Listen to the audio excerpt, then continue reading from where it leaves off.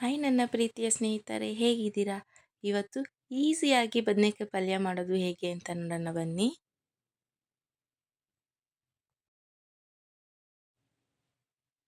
ಮೊದಲಿಗೆ ಒಂದು ಪ್ಯಾನಲ್ಲಿ ನಾನು 2ರಿಂದ 3 ಸ್ಪೂನಷ್ಟು ಎಣ್ಣೆ ಹಾಕೋತಾ ಇದ್ದೀನಿ. ಅರ್ಧ ಸ್ಪೂನಷ್ಟು ಸಾಸಿವೆ ಹಾಕ್ತಾಯಿದ್ದೀನಿ. ಈರುಳ್ಳಿ ಹಾಕ್ತಾಯಿದ್ದೀನಿ. ಹಾಕ್ಬಿಟ್ಟು ಚೆನ್ನಾಗಿ ಫ್ರೈ ಮಾಡ್ಕೊಳ್ಳೋಣ, ಸ್ವಲ್ಪ ಬ್ರೌನ್ ಆಗೋವರೆಗೂ. ಟೊಮಾಟೊ ಹಾಕ್ತಾಯಿದ್ದೀನಿ. ಬಟ್ ಅದನ್ನು ಸ್ವಲ್ಪ ಚೆನ್ನಾಗಿ ಫ್ರೈ ಮಾಡ್ಕೊಳ್ಳೋಣ. ಬಿಳಿದು ಉದ್ದದ ಬದನೇಕಾಯಿ ತೊಗೊಂಡಿದ್ದೆ, ಅದು ರೌಂಡಾಗಿ ಈ ಥರ ಸಣ್ಣಗೆ ಕಟ್ ಮಾಡ್ಕೊಂಡಿದ್ದೀನಿ. ಈಗ ಅದನ್ನೆಲ್ಲ ಹಾಕ್ಬಿಟ್ಟು ಚೆನ್ನಾಗಿ ಮಿಕ್ಸ್ ಮಾಡ್ಕೊಂಡು ಫ್ರೈ ಮಾಡ್ಕೊಳ್ಳೋಣ.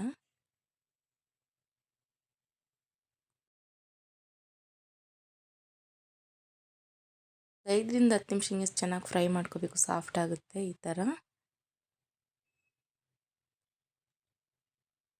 ಈಗ ನಾನು ಅರ್ಧ ಸ್ಪೂನಷ್ಟು ಖಾರದ ಪುಡಿ ಹಾಕ್ತಾಯಿದ್ದೀನಿ, ಅರ್ಧ ಸ್ಪೂನಷ್ಟು ಧನಿಯಾ ಪುಡಿ ಹಾಕ್ತಾಯಿದ್ದೀನಿ, ಅರ್ಧ ಸ್ಪೂನಷ್ಟು ಗರಂ ಮಸಾಲ, 1/4 ಸ್ಪೂನಷ್ಟು ಅರಿಶಿನ ಪುಡಿ, ರುಚಿಗೆ ತಕ್ಕಷ್ಟು ಉಪ್ಪು ಹಾಕ್ಬಿಟ್ಟು ಚೆನ್ನಾಗಿ ಮತ್ತೆ ಮಿಕ್ಸ್ ಮಾಡ್ಕೊತಾ ಇದ್ದೀನಿ.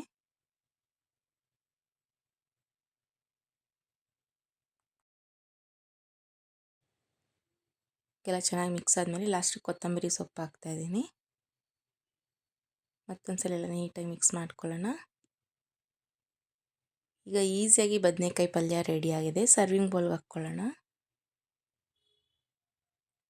ನೋಡಿ, ನೋಡಲಿಕ್ಕೆ ಎಷ್ಟು ಚೆನ್ನಾಗಿದೆ. ಚಪಾತಿಗೆ, ದೋಸೆಗೆ, ರೈಸ್ಗೆ ಎಲ್ಲ ತುಂಬಾ ಚೆನ್ನಾಗಿರುತ್ತೆ. ನೀವು ಮನೇಲಿ ಟ್ರೈ ಮಾಡಿ, ಖಂಡಿತ ಇಷ್ಟ ಆಗುತ್ತೆ. ಇಷ್ಟ ಆಗಿದ್ದರೆ ಲೈಕ್ ಮಾಡಿ, ಶೇರ್ ಮಾಡಿ, ಕಮೆಂಟ್ ಮಾಡಿ ಮತ್ತು ಸಬ್ಸ್ಕ್ರೈಬ್ ಮಾಡಿ.